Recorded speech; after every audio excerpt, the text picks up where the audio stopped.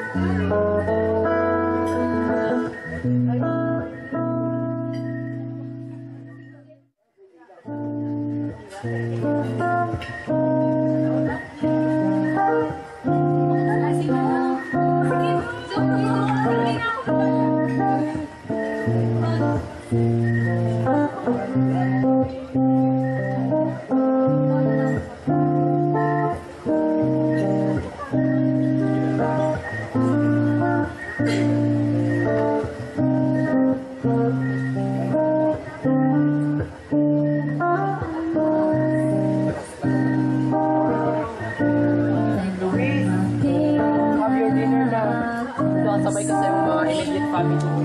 Pwede na kanin tulong.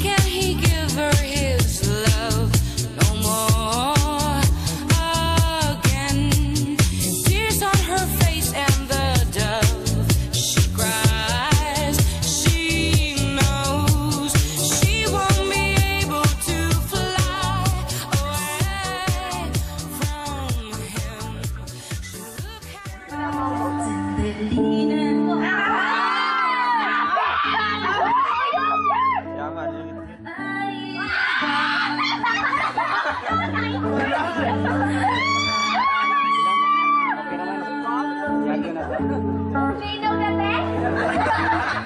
Di gusto ka ba? Hawakan ng iyong kamay. Uli ko ba yung pagpapiti? Uli mo ba yung pagpapiti? Ano, oy? Ang iyong mga ngiti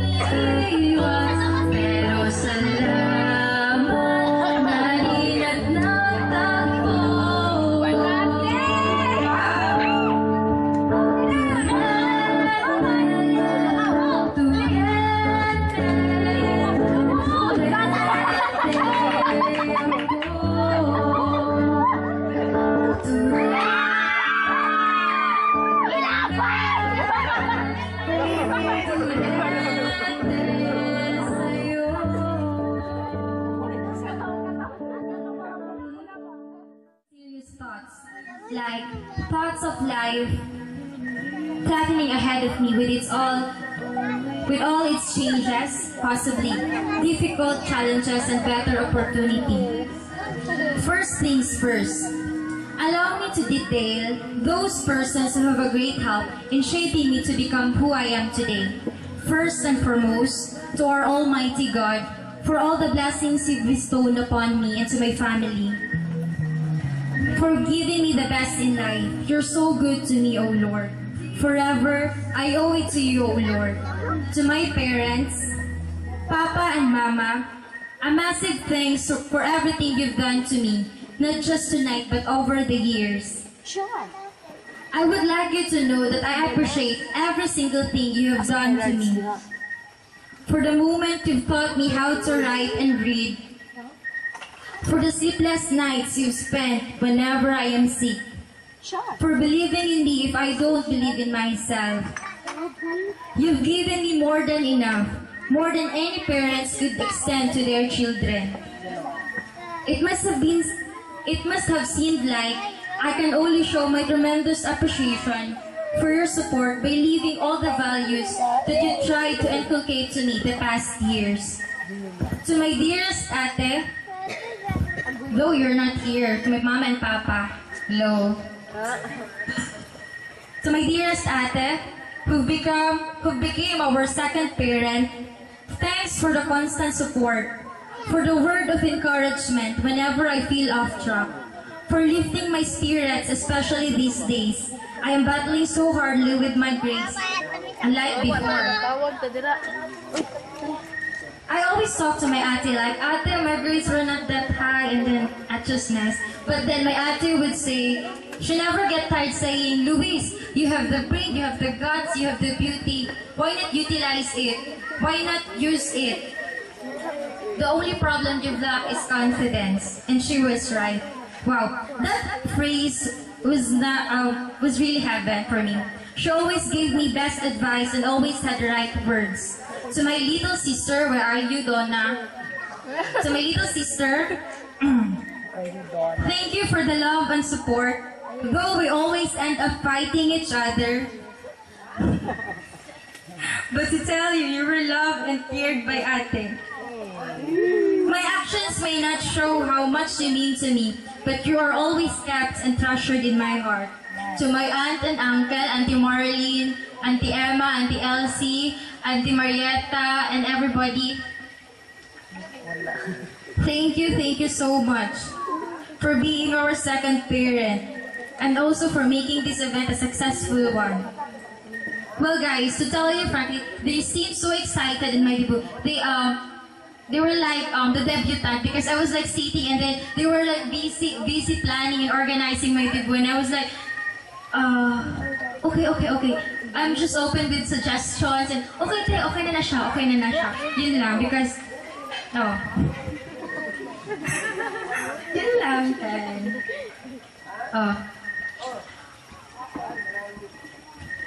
To my friends, thank you so much for coming here.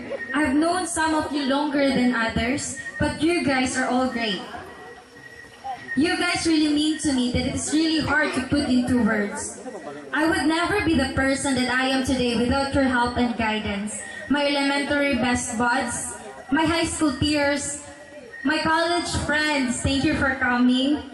Thank you so much. Please do know how much I appreciate everything you guys did.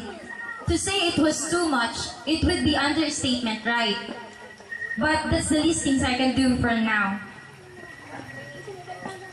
You made this event special, even more special and memorable.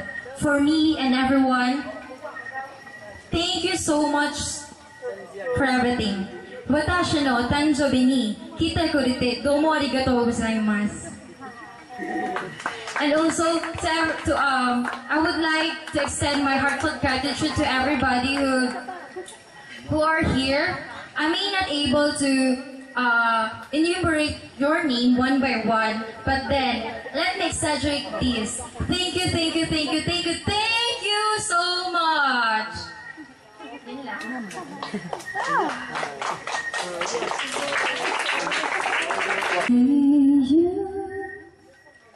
Beside me, it's only a dim vision of what used to be. The laughters and sorrow, features and tears fade into memory.